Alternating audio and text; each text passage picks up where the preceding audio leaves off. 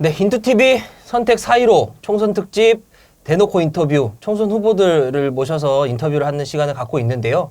오늘은 정의당 인천 연수을에 출마하신 이정미 현 의원님이죠. 예비후보 나오셨습니다. 안녕하세요. 네, 안녕하세요. 안녕하세요. 네, 지역 주민과 인천 시민분께 잠깐 자기소개 인사 한번 하시죠. 안녕하세요. 인천 시민 여러분 그리고 연수을 지역 주민 여러분 이정미입니다. 제가 인천 연수을에서 지금 한 4년 가까이 우리 주민들과 함께 생활해 오면서 대한민국의 변화의 중심이라고 할 수 있는 송도국제도시와 연수구의 변화 발전을 위해서 열심히 뛰어왔는데요. 이번에 제대로 선택받고 이제 준비해왔던 4년을 꽃을 피우는 4년으로 반드시 만들어 나갈 수 있도록 힘을 모아주십시오. 네, 이게 좀 소개를 하셨는데 이번 총선을 출마하신 이유, 그리고 사실 이번 20대 국회가 일 안 하는 국회로 욕도 좀 많이 먹지 않았습니까? 그러면 이번 21대 총선은 어떤 의미를 갖게 되는지 이런 것들 이제 후보님께서 갖고 계신 생각들을 좀 얘기해 주시면 좋을 것 같습니다. 개인적으로는 제가 4년 전에 정의당의 비례대표 1번으로 네. 당선이 되었을 때요. 지금 이제 돌아가신 고 노회찬 대표님께서 축하 전화를 주셨어요. 그 전화의 첫 번째 말씀이 뭐였냐면 한 번만 하기 없깁니다. 이 말씀이셨습니다. 그러니까 정의당이 지금 노회찬 심상정 이후에 지역구에서 재선 의원을 그다음 배출을 하지를 못했습니다. 그렇기 때문에 정의당의 확장성, 지속 가능성을 보여주기 위해서라도 반드시 비례대표가 지역 주민의 선택을 받고 살아 돌아오는 것, 이것이 당으로서는 굉장히 중요한 과제이고 그 과제를 실현할 수 있는 사람, 그 사람은 반드시 이정미가 돼야 된다, 이런 각오를 갖게 되었습니다. 그래서 사실은 많은 국회의원들이 비례대표 당선되고 다음 총선 있을 때쯤 이제 지역구에 내려가시거나 이렇게 하는데 그렇죠. 저는 곧바로 제가 자라왔던 제2의 고향이라고 할 수 있죠. 이곳 인천으로 내려와서 지역구의 털을 잡고 열심히 일을 해왔습니다. 이제 그간의 실천 활동이 어떻게 보면 평가받는 그런 시간이라고 할 수 있고요. 또 하나 더 중요한 총선의 의미가 있다고 생각을 합니다. 사실 수십 년 동안 대한민국 국회가 국민의 불신을 받아왔던 가장 핵심적인 원인은 양당, 거대 양당의 극단적인 대결 정치 때문이었다고 생각을 하거든요.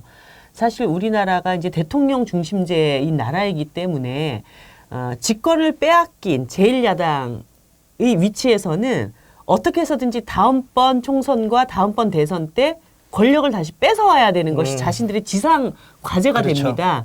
그렇기 때문에 아무리 국민에게 이롭고 국민들의 삶을 윤택하게 만들어줄 수 있는 정책이라 하더라도 그것이 집권당에서 추진하는 일이다. 그러면 이거 무조건 하면 안 되는 일이에요. 반대를 해야 되는 일이에요. 왜냐하면 그 일이 진행이 되면 그 성과가 집권 정당에게 갈 것이기 때문에 네. 다음번 자신들이 정권을 가져오기에 굉장히 어려운 상황에 놓인다라고만 판단을 하는 거죠. 네. 그래서 정말 반대를 위한 반대만 골몰하고 집권 정당을 쓰러뜨리는데 모든 전력을 다하는 이런 4년을 보내게 됩니다. 그러다 보면 또 집권 정당은 뭐가 일이 잘 안 되는 것을 자신의 정치력의 문제라든가 한계로 이야기하는 것이 아니라 그렇죠. 저저 발목 잡는 야당 때문에 일이 안 되는 겁니다. 이러면서 야당 탓만 네. 하고 있는 것이에요. 그래서 이런 그 극단적인 대결 정치를 극복하고 뭔가 국민들에게 좋은 일이면 협력하고 국민들에게 옳지 않은 일이면 과감하게 제대로 비판할 수 있는 제3의 정당, 네. 개혁적인 정당이 국회에서 자리를 잘 잡아야 됩니다. 그러려면 정의당이 적어도 국회 내에 원내교섭단체를 독자적으로 구성하는 것이 매우 필요하다고 봅니다. 원내교섭단체 이제 20석. 예, 20석 이상이죠. 네. 그러니까 네. 아시겠지만 정의당이 작년 재작년이죠 벌써 노회찬 대표님 돌아가시기 직전에 잠깐 교섭단체를 공동으로 구성을 한 적이 그렇죠. 있었습니다. 그 당시에 그렇게 시민들이 국민들에게 영수증도 제출하지 않고 쓰는 국회 특수활동비 맞습니다. 이거 폐지해야 네, 된다고 네. 얘기했는데 그게 안 됐어요. 근데 정의당이 교섭단체가 되자마자 저희들이 특수활동비 받은 거 다 반납하고 폐지 법안을 내고 결국 폐지를 시켰거든요. 네. 그때 한 언론에서 정의당이 권력에 가까이 갈수록 우리 사회에 어떤 변화가 일어날 수 있는지를 단적으로 보여준 사건이다. 이렇게 얘기를 했습니다.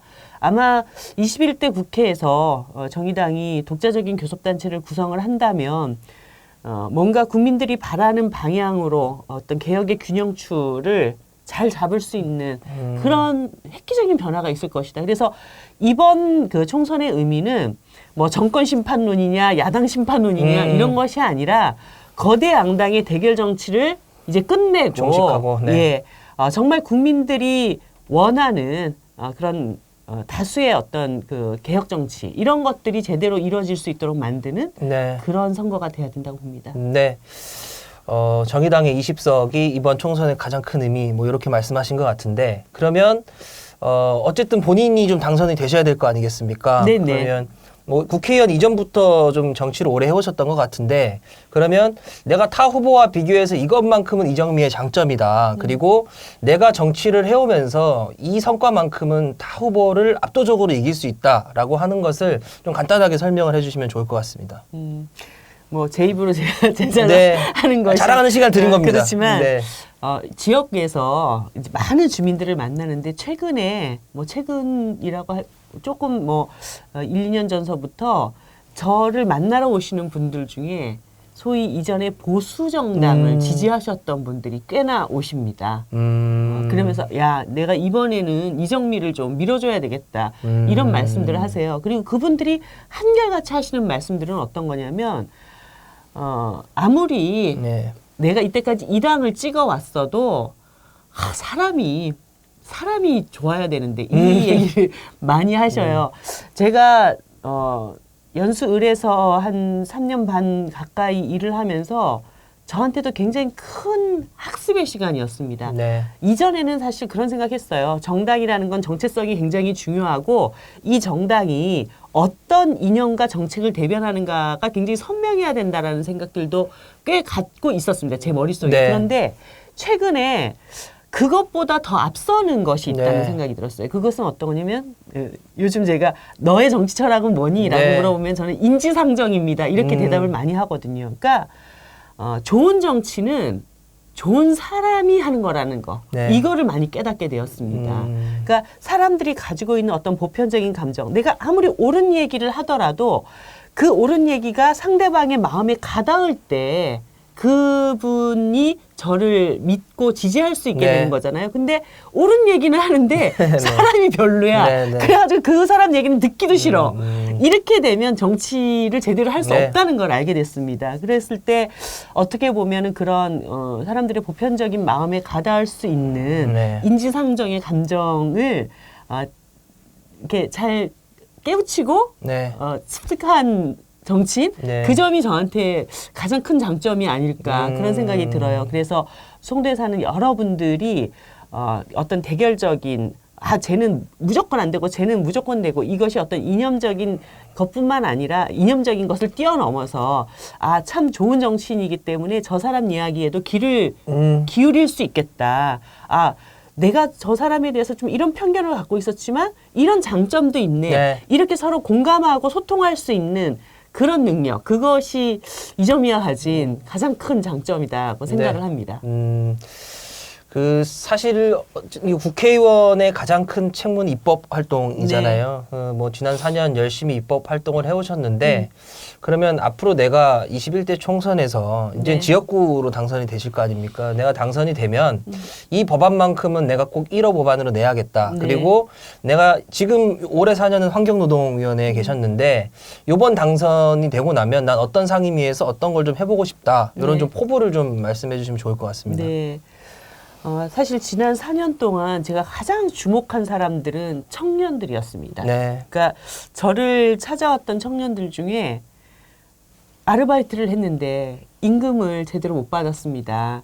그래서 그 당시 굉장히 꽤 유명한 화제가 되긴 했는데 이랜드에서 그 아르바이트했던 노동자들, 청년 노동자들 밀린 임금 제가 네. 거의 뭐 몇백억에 달하는 네. 돈을 받아주기도 네. 했었고 그리고 이제 많은 분들이 저를 알아보기 시작했던 MBC 무한도전에 제가 네. 출연하면서 알바. 알바 노동자들에 대한 인격적인 모독행위, 그쵸. 그러니까 손님들의 갑질행위 이런 네. 것들을 근절시킬 수 있도록 하는 알바 인권법, 네. 그것을 한 단계 더 발전시켜서 직장 내 괴롭힘 방지법까지 그렇죠. 제가 그것을 만들어 냈었습니다.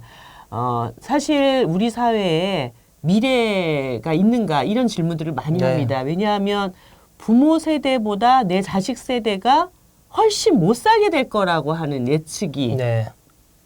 진행되고 있는 세대가 지금 청년 세대들이거든요. 그래서 우리 청년들에게만큼은 정말 자기가 꿈꾸던 어떤 일들을 제대로 대가를 지불받고 일할 수 있도록 하는, 그리고 인격적으로 그러니까 사실 노동자들이라는 것은 서비스나 지적 노동이나 육체적인 노동을 임금을 받고 파는 것이지 자신의 인격까지 파는 그렇습니다. 것은 아닌데, 네, 네. 그런 일이 일어나지 않고 당당하게 일할 수 있는 그런 청년들의 삶을 만드는 것, 이것에 이제 주력을 해왔습니다. 그렇다면 다음번 국회에서 제가 좀 주목하고 있는 것은 엄마들입니다. 아이 키우는 엄마들.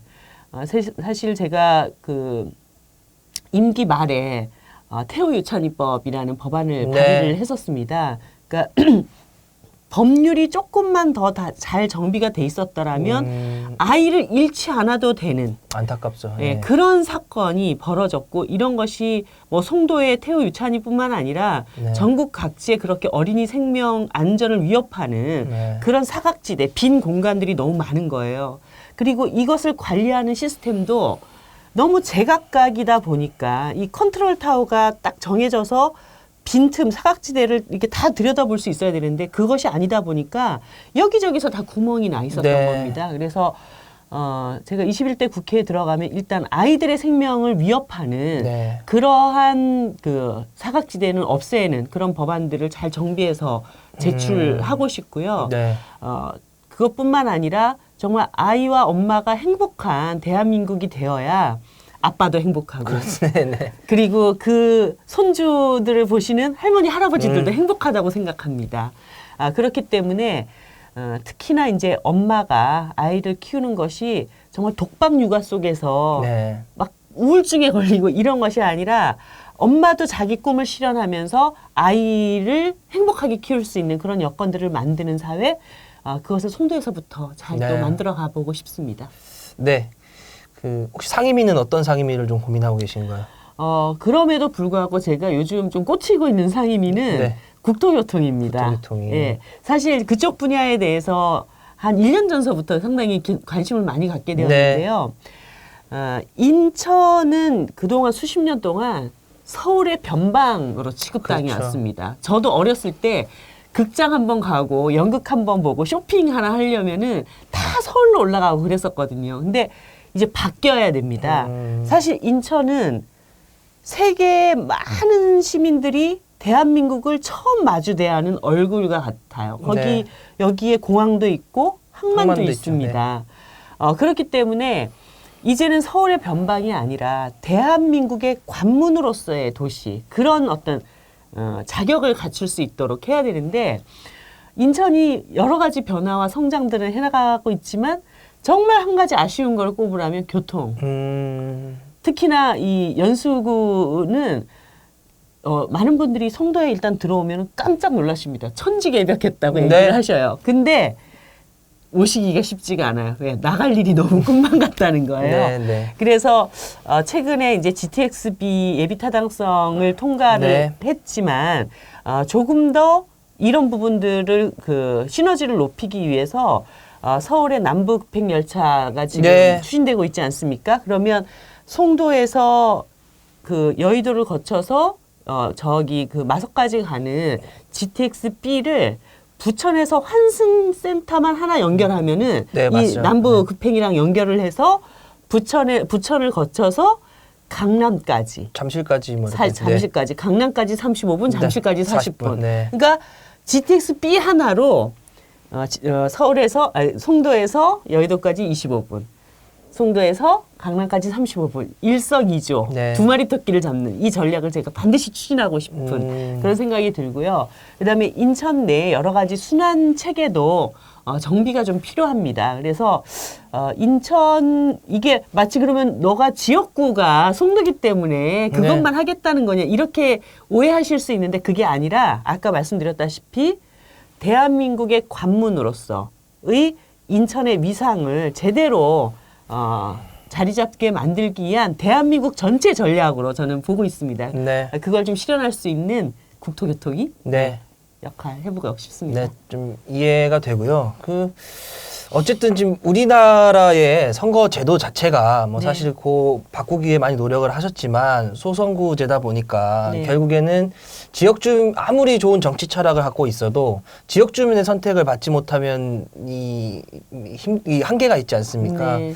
그러면 내 타 후보들과 비교해서 난 이 지역 주민들을 위해서 이 국회의원으로서 이거는 정말 반드시 내가 할 수 있다. 그리고 앞으로 당선되고의 4년 이것만큼 내가 반드시 해내겠다라고 하는 어떤 지역 사안 네. 뭐 이런 것들이 좀 있으시다면 좀 설명 좀 부탁드리겠습니다. 너무 많아가지고 1, 2, 3, 4 얘기를 해야 되는데 가장 중요한 거 몇 개만. 네. 아까도 말씀드렸다시피 제가 이제 두 가지 이번에 메인 테마를 잡았습니다. 네. 하나는 송도 연수구의 교통혁명, 교통혁명, 송도 연수구의 교육혁신입니다. 교육혁신. 그러니까 아까 얘기했던 것처럼 송도에서 서울로 빠지기 위한 여러 가지 교통체계를 혁신하기 위해서 아까 얘기했던 남부 급행열차하고 연결시키는 것도 있을 네. 것이고 그다음에 사실 송도에 M버스가 노선이 네, 두 개가 네. 폐선됐다가 최근에 그것이 다시 부활됐습니다. 네, 네. 그 부활됐던 결정적인 역할도 제가 했거든요. 네. 왜냐하면 이 M버스 회사가 수익이 안 맞아요. 그렇죠. 그래가지고 도저히 이걸 운영할 수 없다고 그래가지고 네. 폐선 신청을 했던 것인데 제가 지난 10년치 교통 버스 자료를 우리 보좌관들하고 밤새고 다 뒤져가지고 지방자치단체에서 네, 네. 이 광역버스를 지원할 수 있는 근거를 찾아냈습니다. 원주시에서 그런 사례가 있었다는 것을 밝혀내면서 우리 연수구 의회에 이 변화를 이끌어내고 지원할 수 있도록 해서 M버스 노선 두 개가 이제 다시 생기게 됐거든요. 그쵸. 4월부터 이것이 이제 운행이 될 텐데 그런 것처럼 일상적인 교통 혁명들을 주민들이 꼭 필요한 곳에서 실천해 나가는 이런 노력들을 하겠고요. 교육 혁신은 그겁니다. 제가 송도에서 정말 깜짝 놀랐던 것은 송도가 어마무시하게 변해가는데 네. 우리 자라나는 아이들한테는 너무 인색하다는 생각이 드는 거예요. 네. 그러니까 젊은 세대 부부들이 굉장히 많이 들어오는 그렇죠. 중소형 아파트들을 엄청나게 지었습니다. 그러면 그 아파트를 짓기 전에 이 들어오는 아이들이 다닐 수 있는 학교가 먼저 지어져 있어야 돼요. 그렇죠. 근데 아파트 먼저 짓고 입주하고 그다음에 학교를 그렇죠. 짓는 이런 답답한 현실. 그래서 여기에 있는 아이들이 학교 지어질 때까지 저 멀리 있는 학교까지 그렇죠. 왔다 갔다 해야 되고 그리고 실제로 그 예측 인구, 학령 인구들에 대한 예측이 초과되면서 네.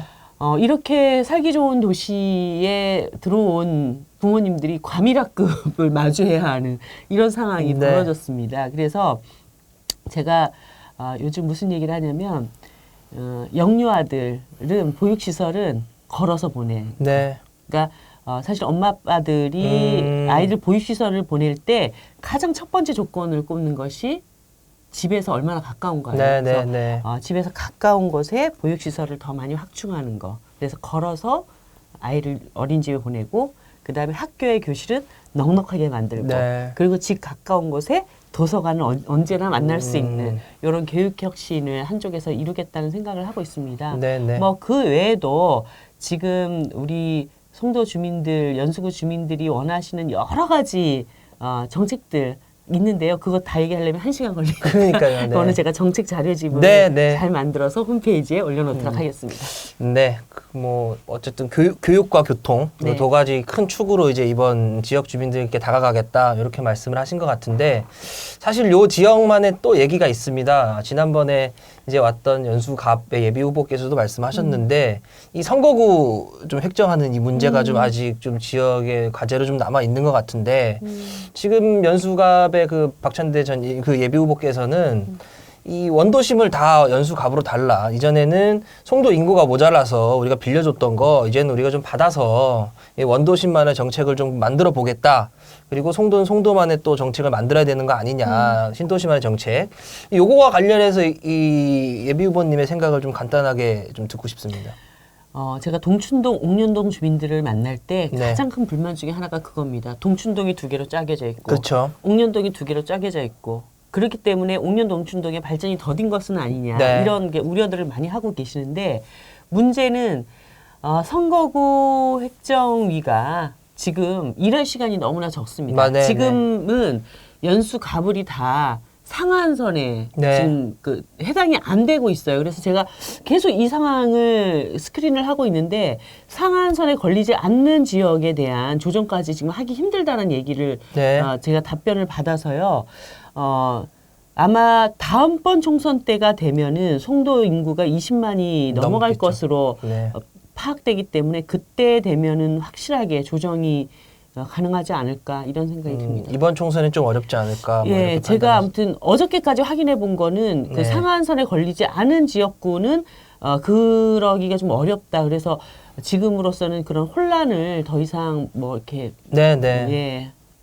드리는 것이 좀 예. 맞지 않다 이렇게 하시는 것 같은데 이제 어느덧 맞바진데요. 저희가 이제 마지막 질문을 할 때 이제 후보님께서 가장 아픈 질문이 뭘까 기자들이 항상 고민을 하고 있는데 어쨌든 의원님의 고향은 부산이시고 그리고 학교도 서울에서 나오셨고 대학도 서울에서 나오셨고 그러다 보니까 뭔가 이정민이 인천에 연고도 없는데 왜 갑자기 연수의 털을 잡고 인천을 왜 이제 본인의 이런 선거구 지역구로 좀 선택을 한 거냐 뭐 이런 지적들 그리고 이런 얘기들이 좀 있습니다. 이거와 관련해서 인천에 연고가 없다 이런 지적인 거죠. 이거 관련해서 혹시 후보님이 하고 싶으신 말씀이나 아니면 뭐 좀 오해하고 있는 부분에서 있었던 뭐 오해를 풀고 싶다거나 뭐 이런 말씀을 좀 해주시면 좋을 것 같은데요. 아픈 질문이라고 해가지고 긴장했는데 네. 정말 꼭 필요한 질문을 하셨습니다. 사실 제가 태어나기는 부산에서 네. 태어났는데요.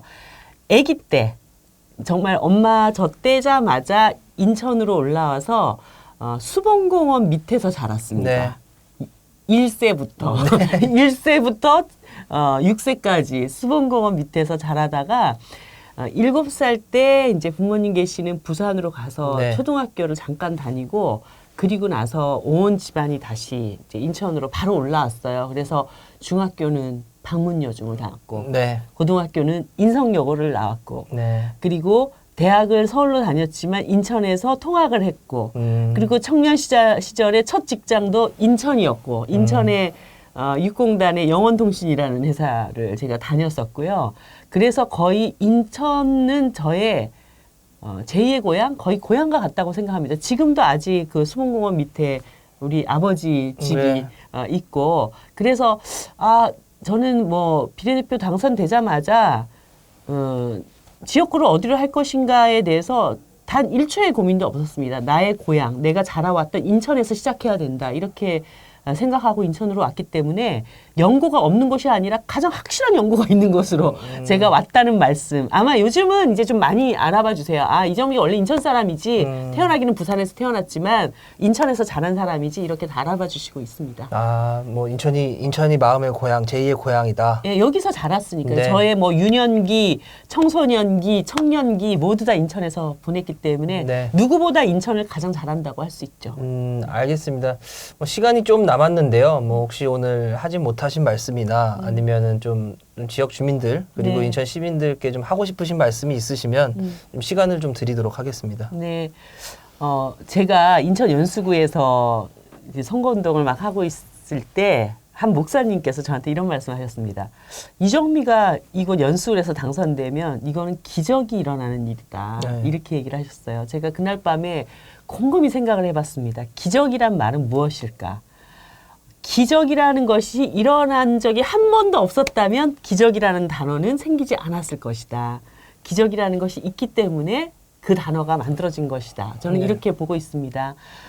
사실 정의당이 지역구에서 당선된다라는 것은 굉장히 힘든 일인 걸 제가 잘 알고 있습니다. 네. 그래서 일찍부터 연수울에 자리를 잡고 항상 마음속에 지성이면 감천이고 하늘은 스스로 돕는 자를 돕는다. 그래서 누구보다 성심껏 주민들을 만나고 또 큰 당의 백그라운드가 있는 후보들보다 2배, 3배를 더 열심히 뛰어야만 주민들에게 인정받을 수 있다라는 마음으로 일을 해왔습니다. 그러다 보니까 주민들이 이정미 누구보다도 정말 일 열심히 한다. 이런 칭찬을 요즘은 꽤나 많이 듣고 있습니다. 그리고 최근에는 연수을에 정말 맞춤형 후보가 아니냐. 그리고 정말 막말을 일삼고 연수 구민들에게 부끄러움을 주는 그런 정치인을 퇴출시킬 수 있는 적임자는 품격 있고 실력 있는 그런 정치인 이정미로 바꿔야 된다. 이런 교체 분위기가 확실하게 올라오고 있습니다. 네. 지금 이제 어떻게 보면 양강 구도가 형성되었다고 보고 있는데요. 이 양강 구도에서 승리를 이끌 수 있도록 우리 연수 주민들께서 조금 더 힘을 모아주시고 그리고 연수에서 정말 기분 좋은 기적을 함께 만들어 주시기를 부탁을 드립니다. 앞으로도 늘 겸손하게 그리고 우리 주민들과 소통하고 공감하는 그런 정치인으로 여러분들의 갈등이 있는 곳에 두려움을 갖지 않고 그 가운데에서 함께 문제를 해결해 나가는 정치인으로 열심히 최선을 다하겠습니다. 꼭 4월 총선에서 새로운 변화를 함께 만들어 주십시오. 네. 선택 4.15 총선 특집 인투TV 대놓고 인터뷰 진행해봤습니다. 오늘은 그 정의당 연수을에 지금에서 후보로 지금 열심히 활동하신 이정미 후보 만나봤는데요. 다음번엔 또 다른 후보로 여러분, 독자 여러분 찾아뵙겠습니다. 감사합니다. 고생하셨습니다. 감사합니다. 네.